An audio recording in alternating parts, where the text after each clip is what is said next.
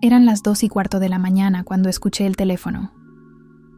No lo recuerdo como un sonido. Lo recuerdo como un peso. Como si el aire dentro de la habitación se hubiera vuelto más denso en ese instante preciso. Me incorporé antes de que terminara el primer timbre. Los que hemos criado hijos solos, aprendemos a dormir con un ojo abierto.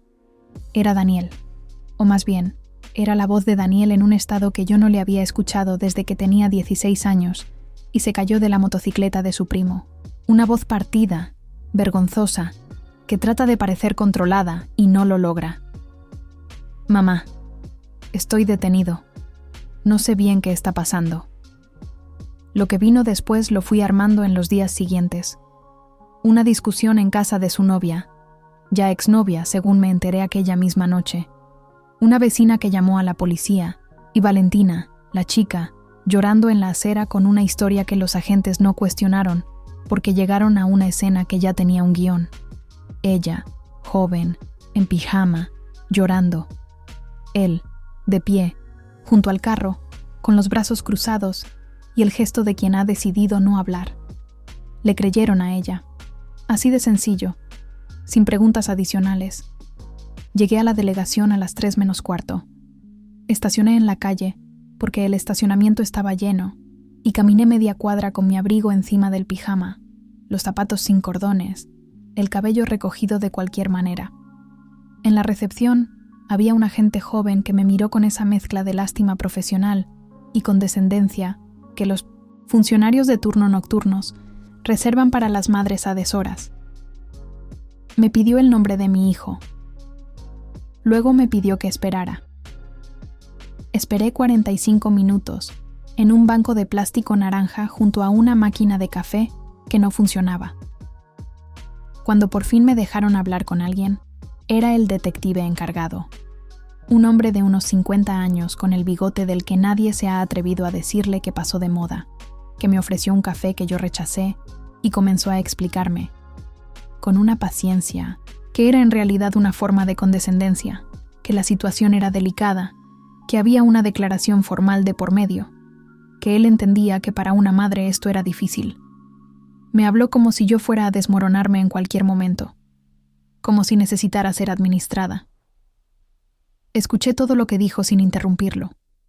Luego pregunté cuál era exactamente la acusación, en qué artículo del Código Penal estaba tipificada, y si ya se había designado un fiscal, o el caso estaba todavía en etapa de preliminar. Lo pregunté con el mismo tono con que pediría el menú del día. El detective dejó de hablar. Me miró de otra manera. No de una manera mejor necesariamente, pero sí diferente. ¿Usted es abogada?, me preguntó. No, le dije. Y no mentí. Sencillamente no añadí nada más. Me dijeron que Daniel podría salir con una fianza fijada para las 8 de la mañana. Me fui a sentar en el banco naranja otra vez y empecé a hacer llamadas. La mañana siguiente, cuando la familia se enteró, la reacción fue exactamente la que yo esperaba. Mi cuñada Rosario, que lleva 15 años casada con el hermano de mi ex esposo y que toma esa posición como si le otorgara una autoridad moral que nadie le ha conferido, me llamó para decirme, con esa voz de tristeza calculada, que esto era el resultado de haberlo criado sola, de haberme concentrado tanto en el trabajo, de no haberle dado la estructura que un hombre joven necesita. Su marido, Gerardo, que estuvo presente en la llamada por altavoz, aunque nadie se lo pidió, añadió que quizás había llegado el momento de que Daniel viviera con ellos una temporada, que ellos tenían estabilidad, que tenían las condiciones. Escuché también eso sin interrumpirlos. Lo que Rosario y Gerardo no sabían, lo que ninguno de ellos sabía, porque yo nunca lo había dicho en voz alta en ninguna reunión familiar, ninguna cena de Navidad, ninguna de esas conversaciones donde mi exmarido Esteban aprovechaba para recordar sutilmente que yo había tomado la decisión de irme y que por lo tanto debía asumir las consecuencias. Era que llevaba 12 años construyendo algo. Callada, sin anuncios, sin la necesidad de que nadie lo validara. Cuando Daniel tenía 6 años y yo empecé a estudiar para los exámenes de certificación, lo hacía de noche, después de que él dormía, con los apuntes sobre la mesa de la cocina y el monitor en modo oscuro para no gastar más electricidad de la necesaria. Cuando Daniel tenía 10 años y yo obtuve mi primera posición de analista en la unidad de cumplimiento regulatorio de una institución financiera mediana. No se lo conté a Rosario porque Rosario habría dicho algo sobre cómo las mujeres que trabajan demasiado pierden a sus hijos, y yo no tenía energía para esa conversación.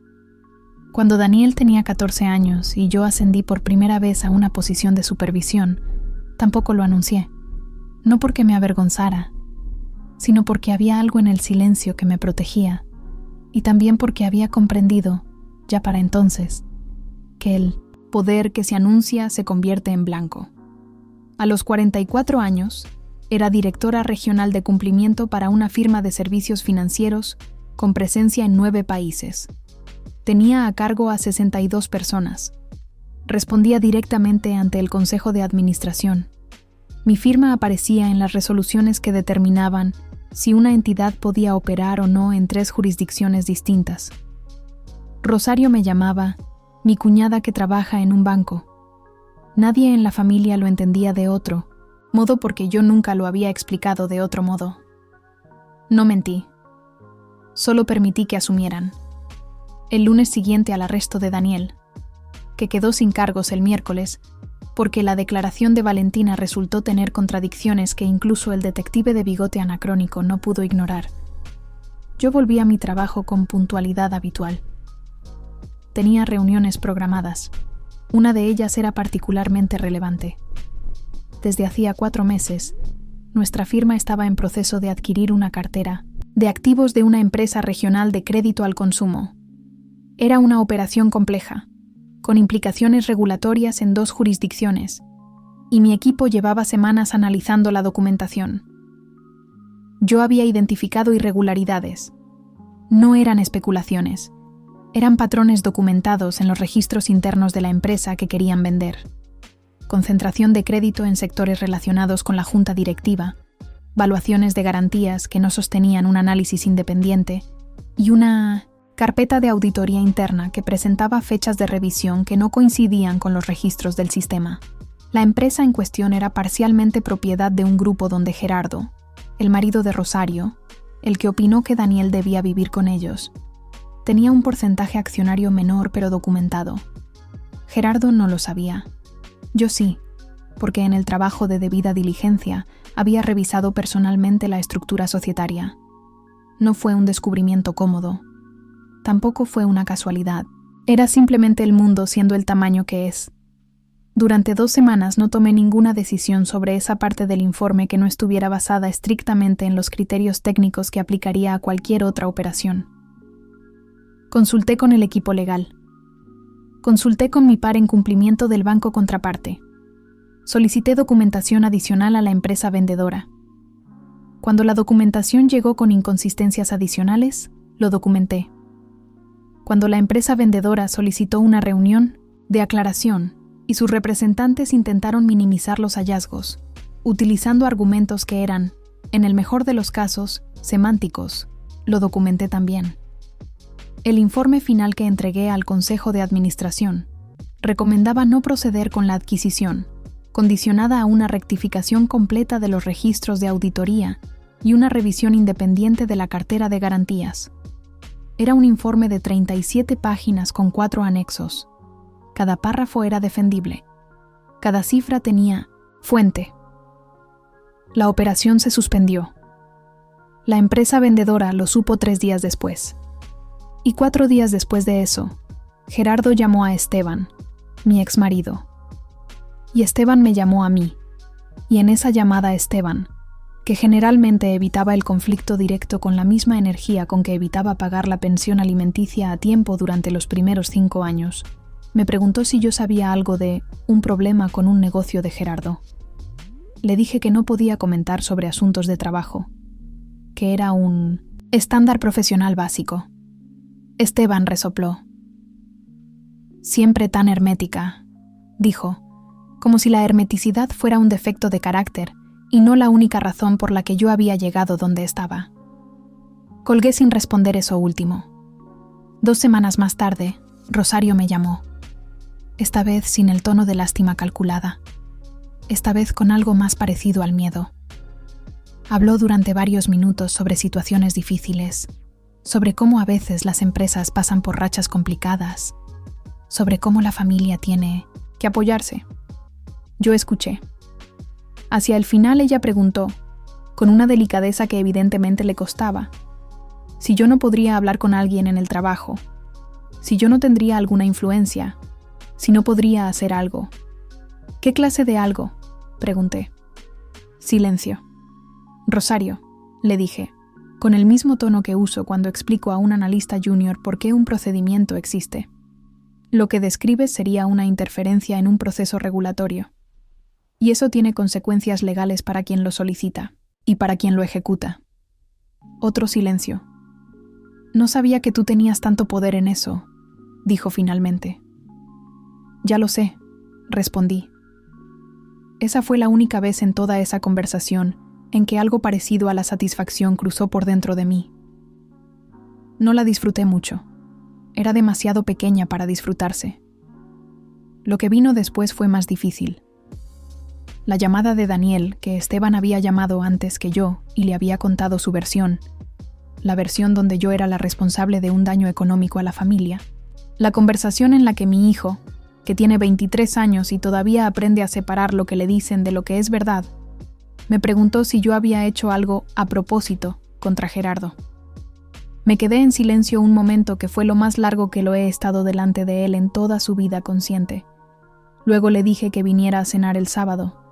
Cenamos juntos y le expliqué, con documentos sobre la mesa, porque yo guardo todo, siempre. Es un hábito profesional que se convierte en hábito de vida, qué era exactamente mi trabajo, y qué había hecho en ese caso y por qué. Le expliqué la diferencia entre una decisión tomada con criterio técnico y una represalia. Le pregunté si podía señalarme un solo punto en mi análisis que no fuera defendible. No pudo. Nadie puede, porque no existe. Daniel se quedó callado un buen rato. Luego dijo, «Mamá, yo ni sabía que eras directora regional». Su voz tenía algo raro. No era orgullo exactamente. Era más parecido a la sensación de descubrir que el terreno que creías conocer tiene más capas de las que imaginabas. No era necesario que lo supieras, le dije. Lo importante era que hiciera bien el trabajo. Pero la familia siempre habla de ti como si... Ya lo sé cómo habla la familia de mí. Hubo otra pausa. ¿Y no te molestaba? Pensé en los años de Banco Naranja, de exámenes de certificación a medianoche, de informes revisados en hoteles de aeropuerto, de decisiones que nadie aplaudió porque nadie sabía que existían. Me molestaba menos que lo alternativo, dije. Lo alternativo era explicarme, y explicarse tiene un costo que prefería invertir en otra parte. Daniel me pidió disculpas. No por algo específico, sino de la manera en que los hijos a veces piden disculpas cuando comprenden que hubo una deuda acumulada de la que no habían sido conscientes. Lo acepté porque era genuino. No le dije que todo estaba bien, porque eso habría sido falso y los dos lo sabríamos. Le dije que lo que importaba era lo que hacía a partir de ahora, con la información que tenía. Esteban nunca llamó a pedir disculpas. Rosario mandó un mensaje semanas después que era una mezcla de explicación y petición de comprensión que yo leí 2 veces y no respondí de inmediato. Cuando respondí, lo hice con brevedad. Sin hostilidad. Sin calor tampoco. Gerardo finalmente sí, eventualmente. Después de que la revisión independiente confirmó todos los hallazgos de mi informe y la empresa empezó un proceso de reestructuración que redujo significativamente el valor de su participación accionaria, me buscó, no en persona. A través de Esteban, que llamó con su habitual incomodidad para preguntarme si yo estaría dispuesta a tomar un café y aclarar las cosas. Le dije a Esteban que Gerardo podía llamarme directamente si quería hablar, que yo no necesitaba intermediarios, y que si quería entender por qué el proceso había llegado a donde llegó, Yo podía explicárselo sin problema porque no había nada en mi actuación que no pudiera sostenerse ante cualquier instancia de revisión. Gerardo nunca llamó. Está bien así. Hay una persona en mi equipo que se llama Sofía. Tiene 27 años, viene de una ciudad pequeña del norte, y cuando llegó a la firma hace año y medio, traía los títulos correctos y la mirada de quien sabe que es buena pero todavía no sabe si se le permitirá serlo. En las primeras semanas yo la observé hacer algo que yo hacía a los 27, prepararse el doble para las reuniones y hablar la mitad, tomar notas que nadie le pedía, revisar los documentos 2 veces más que el resto, compensar con esfuerzo lo que todavía no tenía en autoridad formal. La llamé a mi oficina un martes por la mañana, le dije que había revisado su análisis del último caso de debida diligencia y que era sólido, que había un párrafo en particular donde ella había identificado un riesgo que los otros 2 analistas habían pasado por alto y que ese tipo de lectura era exactamente lo que diferenciaba a quien llegaba lejos de quien se quedaba a mitad del camino.